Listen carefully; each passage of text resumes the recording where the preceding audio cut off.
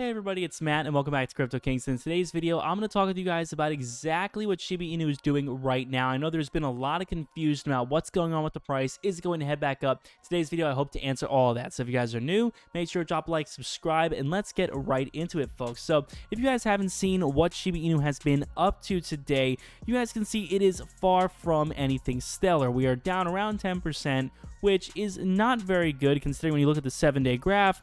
This is a little lower than we were yesterday, which we had all hoped would be the area of consolidation. See, ideally, when you have something like this, you want any period of consolidation to sort of stay on the same basis. But unfortunately, we have kind of a rounded top here, and I'm going to get into a little bit later in the video exactly why that is an issue. So in terms of market cap, we are down around 10% again as well, up to $36 billion, which is still incredible when compared with just about everything else here on CoinMarketCap. I mean, this rise is essentially one for the ages, and of course you guys can see we are still eclipsing Dogecoin, which is incredible considering literally every rich person in the world decided to pump Dogecoin back in the day. So it is incredible to see that SHIB has actually managed to pull forward, and of course we have a little less volume than we did yesterday, a lot less buy volume and sell volume. Unfortunately, the buy volume just isn't really enough to counteract the sell volume, but regardless, $8 billion is a lot, but not nearly quite what it was. Now, we still are having this circulating supply issue, and a lot of people were asking me, do I think this is intentional? Do I think, yada yada, that CoinMarketCap, decided to do this on purpose? And honestly, guys, I really can't comment on that because I personally do not know. But all I do know is that supply issue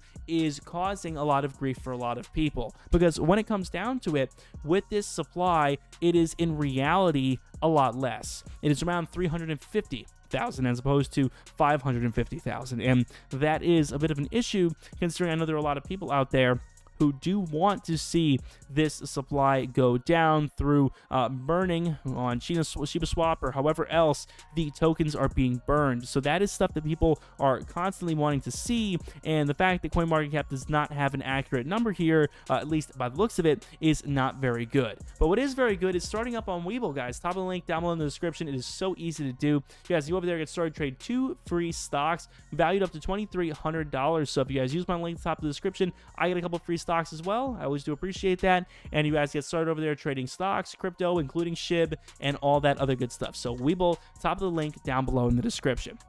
When it comes down to it, guys, what we are working with here is in reality a kind of lackluster day. And again, when we look at this here on TradingView, as you guys can see, the sort of issue here is that, of course, we are not looking at a very clean, symmetrical set of wedges, because ideally, in the ideal scenario, what we would be working with now, and I will move forward on the chance maybe this would happen in the future, who knows, right? What we'd be working with now is something like this, where we have our flag set up, which essentially shows, the volatility, and then we kind of trade up, down, up, down, up, down, up, down, down, down, and we get ready for another breakout. This would be ideal, and if you were to draw some lines over that, what you could say is that you would look at this and go, you know what, it looks like we're looking at some symmetrical wedges here, which would be imminent of a breakout. This is ideal.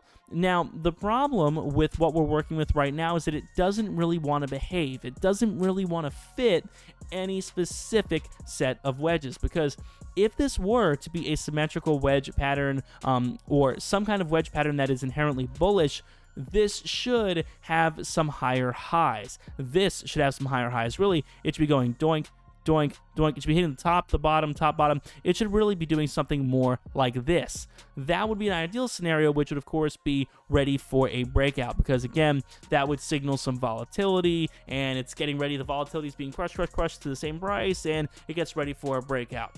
That is what would be ideal in this scenario. Now, unfortunately, this is not an ideal scenario because we have this rounded top. Now, I did some looking into this because I know a lot of people out there, like myself, who don't have every wedge on the planet memorized. A rounding top is essentially, in this instance, a chart pattern used for movements, which, of course, looks like an upside down U, which you guys can see there. And essentially, they're formed at the end of extended upward trends and may signify a reversal in long-term price movements. duration of the pattern may take months or years to coalesce.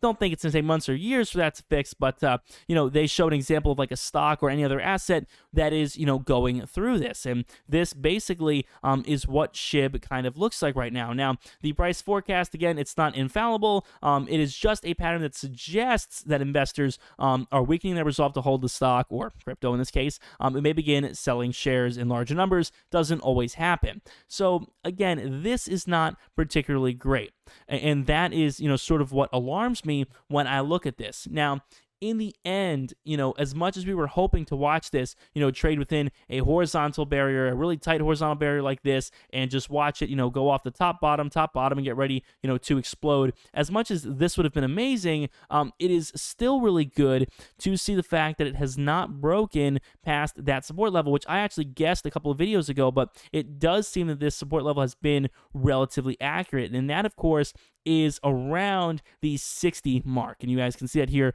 on screen. But in a few instances here, we have this instance here, and then since I mentioned it, we had this instance here. In all of these scenarios, it got pretty close to 60 but doesn't fall through for a long period of time at all. So it looks as if that line 60 is going to be acting as the new line of support for now. And someone asked me on my stream today, on my live stream, by the way, I stream every single night, guys, on YouTube around 11, 12 Eastern, so 11 p.m. to midnight-ish era, I will start streaming.